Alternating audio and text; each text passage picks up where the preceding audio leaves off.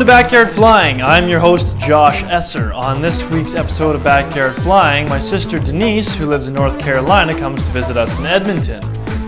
We decide that the best thing to do on our visit is to show her the Rocky Mountains from the air and fly around Mount Robson, which is the tallest mountain in the Canadian Rockies. The only problem is my sister is a little susceptible to air sickness. As we got into the Rockies, it overtook her and also overtook the dog. Let's watch and see what happens.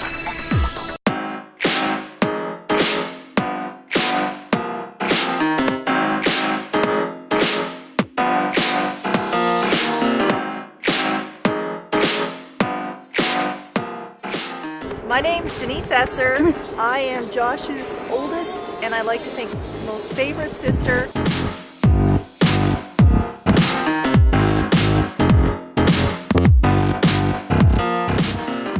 I'm very excited. I'm a little nervous.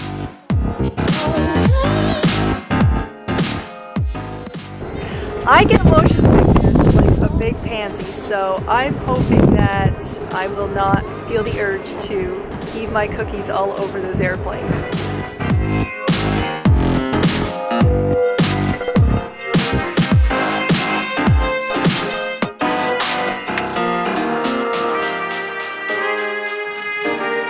My sister Denise has always tried to be a little bit tougher than she is, and today was no exception. After takeoff, we asked her numerous times if she was feeling okay, to which she always responded that she indeed was.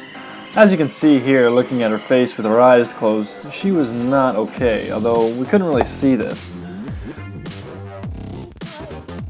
Knowing that it was bumpy down low with our 40-knot headwind, Natalie climbed up high to avoid the mechanical turbulence. Denise then told us that she felt better, but that she was tired. This was another sign that we should have turned around. After crawling through the headwind, we finally entered the entrance to overfly Jasper and head up to Mount Robson.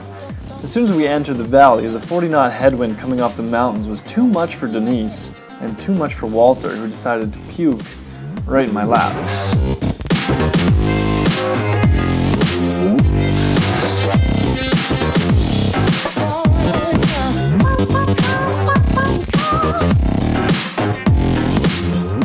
At this point, we decided to turn around and head to Hinton to clean up and give Denise a bit of relief. The Hinton airport was only about 10 minutes away.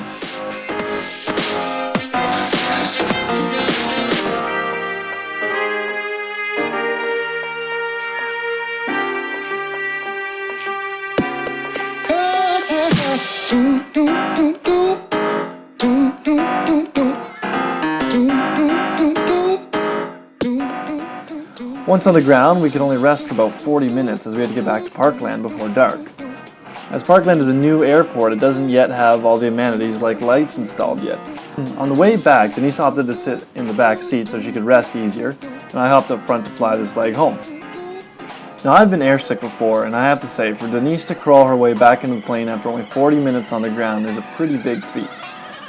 Luckily, on the way back, we had a tailwind and we got home in record time. Keeping in mind that I'm just getting back into flying after a long hiatus, my skills are not 100% up to snuff. Back in Parkland when I was in the flare, strong winds proved to be a bit too much for me, so I opted to go around. I'm sure that for Denise it was an awful feeling to think she was home free only to hear the engine power back up in the overshoot. Not wanting to torture Denise any longer, I handed the control over to Natalie so we could end Denise's misery.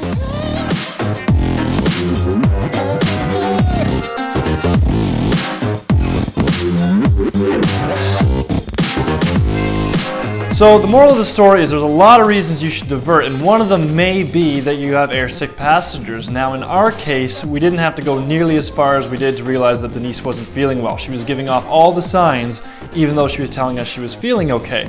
We should have read into these a little bit more and turned around way earlier in the flight, but Natalie and myself were also focused because we wanted to go fly around Mount Robson too, because it was a lot of fun. So, always watch your passengers and make sure that they're as comfortable, because we want to give them a good experience when they go flying, so they want to do it again and again and again and again and again, kind of like what happened to me. This is still a new show, so if there's anything that you like, if there's anything that you want to see, if there's anything you don't like, just leave a comment. We'd love to hear from you. Thanks again for watching Backyard Flying, and we'll see you on the next episode.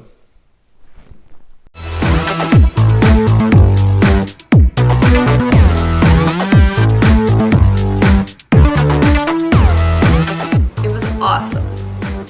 okay. I felt wonderful the whole time. I was very excited and very talkative. And I had a big old grin on my face and I never once leaned on the window.